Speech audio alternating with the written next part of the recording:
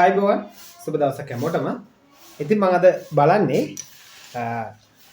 අකුරු වල ප්‍රමාණය ගැන චුට්ටක් කියලා දෙන්න. මෙන්න මෙහෙමයි. ප්‍රාථමික අධ්‍යාපනයේ ඔයාලා දන්නවා ප්‍රාථමික අධ්‍යාපනයේ දරුවන්ට අවුරුදු 5ක් ප්‍රාථමික ශ්‍රේණිවල ඉගෙන ගන්නවානේ. එතකොට මේකෙන් අපි දන්න විදිහට 1 හා 2 ශ්‍රේණි පළමු ප්‍රධාන අවධිය. පළමු ප්‍රධාන අවධිය. ඊළඟට 3 හා 4 ශ්‍රේණි දෙවන ප්‍රධාන අවධිය. දෙවන ප්‍රධාන අවධිය. දෙවන ප්‍රධාන අවධිය. ඊළඟට 5 ශ්‍රේණිය අපි කෙලින්ම කියනවා මේක තුන්වන ප්‍රධාන අවධිය. තුන්වන ප්‍රධාන අවධිය. තුන්වන ප්‍රධාන අවධිය පළමු ප්‍රධාන අවධිය, දෙවන ප්‍රධාන අවධිය, තුන්වන ප්‍රධාන අවධිය. ඒතර මම අද කතා කරන්න හදන්නේ මෙන්න මේ දෙවන ප්‍රධාන අවධියට එන දරුවෝ. එහෙම නැත්නම් 2 වසරෙන් 3 වසරට එන දරුවන්ගේ අත් අකුරු වල ප්‍රමාණය ගැන. ඉතින් මම කෙටියෙන්ම මේක කියන්නම්. මෙන්න මෙහෙම අපි දන්නවා අකුරු වර්ග 3ක් තියෙනවා. අකුරු වර්ග 3ක් තියෙනවා. මධ්‍ය අක්ෂර, ආරෝහණ අක්ෂර, අවරෝහණ අක්ෂර. ඒවා කෙටියෙන් කියලා ඉන්නම්. මධ්‍ය අක්ෂර. බලන්න මධ්‍ය අක්ෂර කියලා කියන්නේ මධ්‍ය අක්ෂර සයන්න. ඊළඟට තයන්න. ඊළඟට නයන්න. වගේ ඒවා. ඊළඟට ආරෝහණ අක්ෂර කියලා කියන්නේ ඔයාලා සාමාන්‍යයෙන් ලියන කොටත් මේවා පාවිච්චියට ගන්නවා. ඔයාලා ප්‍රමාණාත්මකව ලියන අය ආරෝහණ අක්ෂර කියන්නේ රූලෙන් ඉහළට යන අකුරු. ආරෝහණ. ආරෝහණ කියන්නේ රූලෙන් ඉහළට යන ඒවා රයන්න, වයන්න, තයන්න, ඩයන්න වගේ ඒවා. ඊළඟට අවරෝහණ අකුරු කියලා කියන්නේ මම ඒවා නිල් පාටින් ලියන්නම්. අවරෝහණ අකුරු රූලෙන් පහළට යන ඒවා ලයන්න, අයන්න, උයන්න, දයන්න වගේ අකුරු. මම මේක ලියනකොට ඔයාලට පැහැදිලිව කියලා දෙන්නම්. එතකොට මේ තියෙන්නේ ඔයාගේ රූල. මම රූල් ටික නම් කරන්නම්. Rule 1, rule 2, rule 3, rule 4. මේ රූල් 4 දැන් අපි හිතුවොත් දෙවන ප්‍රධාන අවධියට එන දරුවෝ. ඒ කියන්නේ 3 ශ්‍රේණියේ දරුවෙක් ලියන්න ඕනේ මෙන්න මේ රූලෙන්. මෙන්න මේ රූලෙන් මේ රූල අපි 4ට බෙදාගත්තොත් මෙන්න මේ රූල 4ට බෙදාගත්තොත් කොටස් 1යි 2යි 3යි 4ට බෙදාගත්තොත් කොටස් 3ක් මම ආසන්න වශයෙන් රූල් කරා. right මේ විදිහට මම රූල් ටික බෙදා ගන්නවා. එතකොට මේ රූල් 4 හිටස මේ රූලක් නෙමෙයි. මෙහෙම කරන්න.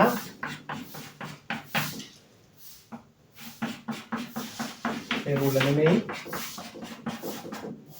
මේ කොටසත් රූල නෙමෙයි. මධ්‍ය අක්ෂරය කියන්නේ සයන්න වගේ අකුරු මෙන්න මෙහෙම රූලේ 4න් 3ට පිර වෙන්න ලියන්න ඕනේ. මෙන්න මේ ප්‍රමාණයට. මෙම ලියද්දී හොඳට බලන්න ඕනේ. දැන් සමහර දරුවෝ ලියනවා මේ ප්‍රමාණයට ලියනවා සයන්න වගේ ඒවා මෙහෙම ලියනවා. මේ පැත්ත පොඩියට ලියනවා මොයි. දැන් මෙහෙම නෙමෙයි. මේක මේ දෙපැත්තම සමබරව රූලේ ප්‍රමාණයට ලියවෙන්න ඕනේ. එතකොට අපි ගත්තොත් ඔන්න සයන්න. ඊළඟට මධ්‍ය අකුරත් තව එකක් තයන්න. මේ බලන්න තයන්න. තයන්නේ මේ කොටසත් දෙකම 4න් 3 ප්‍රමාණයට උසට යනවා. යයන්න. මේ යයන්න හොඳට කල්පනාවෙන් ලියන්න. ඒක එක පැත්තක්. මේ පැත්ත තමයි රූලේ ගෑවෙන්නේ. මේ කොටස ඊට වඩා පහළ. ඊළඟට කයන්න. මේ බලන්න. ඔය. කයන්න. නයන්න. ගයන්න. ඔන්න මධ්‍ය අකුරු වල ප්‍රමාණය 4න් 3ට. ඔන්න අර ඉස්සෙල්ලා මෙයාලා එක වසරේ ඉන්නකොට සම්පූර්ණ රූල පුරවලානේ මේ විදිහටනේ ගයන්න ලිව්වේ. එක වසරේදී ඕම දෙක වසරේදී එක දෙකේ ඉද්දි ඒ කියන්නේ පළමු ප්‍රධාන අවධියේදී ඔන්න ඔය ප්‍රමාණයට තමයි ගයන්න ලිව්වේ. දැන් ගයන්න රූලෙන් 4න් 3 ප්‍රමාණයට කුඩා වෙනවා. ඊළඟට ඔන්න මධ්‍ය අකුරු හරි. ඊළඟට මම ආරෝහණ අකුරු ගත්තොත් ආරෝහණ අකුරු මම ඒවා වෙන පාටිකින් ලියන්නම්. ආරෝහණ අකුරක් විදිහට රයන්න ගත්තොත් රයන්නේ බෝලේ. මම මධ්‍ය අකුරක් ලියලා ඉන්නම්. මධ්‍ය අකුරත් එක්ක ප්‍රමාණය බලා ගන්න. මෙන්න මධ්‍ය අකුරට සාපේක්ෂව රයන්න වගේ එකක් ලියනවා. රයන්නේ බෝලේ මධ්‍ය අකුර ප්‍රමාණයට ලොකු වෙන්න ඕනේ. ඇවිල්ලා යන්න ඕනේ. ඊළඟට ඊළඟට වයන්න වගේ එකක් ගත්තොත් මේ මධ්‍ය අකුරේ ප්‍රමාණයම මෙයා උසයි ඉතුරු කොටස රූල පුරවලා ලියනවා. රූලෙන් ඉහළට යන්නේ නැහැ. දැන් මෙයාලා 1 2ේදී මේවා උඩ රූලට ලියුවානේ. මේක උඩ රූලට ලියව දැන් උඩ රූලට යන්නේ නැහැ. අර තියෙන රූල ඇතුළෙම ඒ රූල ඇතුළෙමයි ලියන්නේ.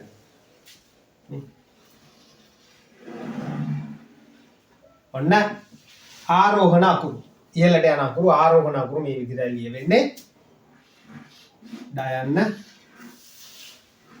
ඔය ඩයන්න ලියනකොට මුල හරිය මේ ටික එනකොට මේක සයන්න කියලා හිතෙන්නේ. මෙතෙන්ට එනකම්ම සයන්න වගේ මේ බලන්න. මෙතෙන්ට එනකම්ම මේක සයන්න වගේ. මෙතනින් එහාට තමයි ඇවිල්ලා රූල පිරিলা උඩහට යන්නේ අකුර ප්‍රමාණාත්මක රවුමට අකුර එනවා. එතකොට 1 2 ශ්‍රේණියේදී මෙයාලා 1 2 නැත්නම් පළමු ප්‍රධාන අවධියේදී මේ අකුර ලිව්වේ මෙන්න මේ ප්‍රමාණයට. මේක ලිව්වේ මෙහෙම නෙමෙයි. මෙන්න මේ මුළු රූලම පුරවලයි මෙයාලා ලිව්වේ මේක.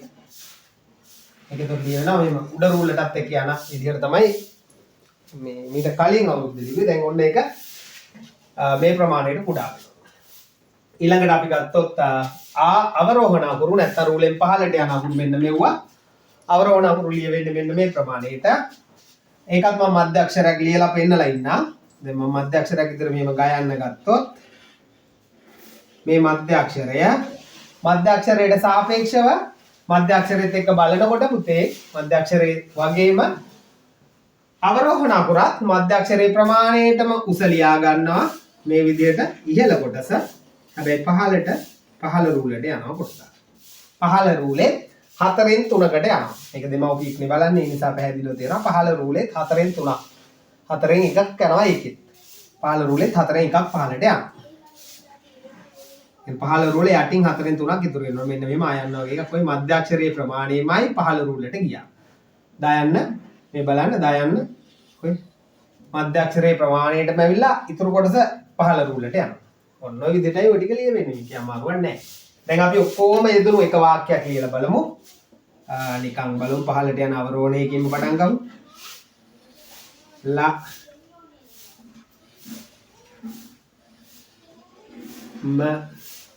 බලන්න ඔන්න අවරෝහණේ ආරෝහණයි 1 2ක් කියලා. උඩට යන අකුරුයි පහළට යන අකුරුයි එක ළඟ ලියව ඕන්න මම. ඔන්න මධ්‍ය අක්ෂර ලියනවා. මධ්‍ය අකුරුත් ලියනවා. ළමයා.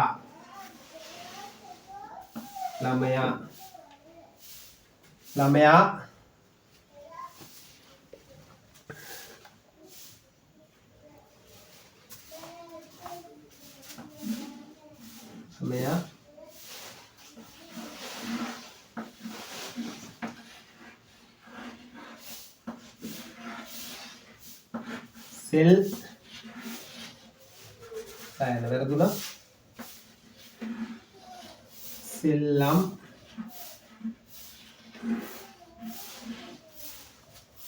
කරයි.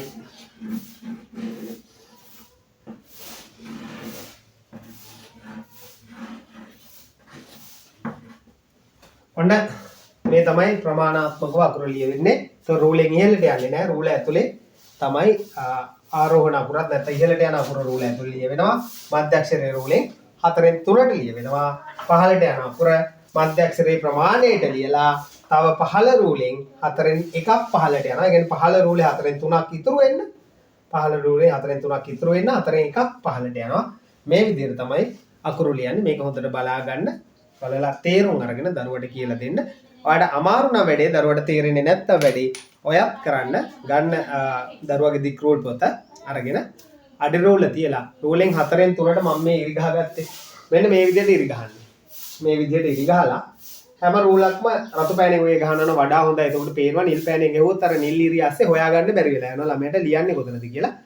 ඒක ළමයට ලියන්න පහසු වෙන්න රතු පෑනෙන් ඉරි ගහලා මධ්‍ය අක්ෂර ලියවන්න. මධ්‍ය අක්ෂර ලියවන්න අකුරු සමබරව ලියවන්න. තායන්නේ වගේ දැන් මේ කයන්නේ වගේ මේ කොටස ගෑවෙන්නත් ඕනේ මේ කොටස ගෑවෙන්නත් ඕනේ මේ දෙක පැහැදිලිව ළමයට පෙන්නන්න. නැත්නම් සමහර දරුවෝ මේ කොටස ගාවලා මේ කොටස පහලින් ගන්න. ඒතර අකුරේ ප්‍රමාණාත්මක බව නැත්නම් අකුරේ හැඩේ නැති වෙලා යනවා. ඉතින් මේක හොඳට බලන්න. බලලා දරුවට උදව් කරන්න. එහෙනම් අයිබෝවන් බොහොම ස්තුතියි වීඩියෝ එක බලුවට.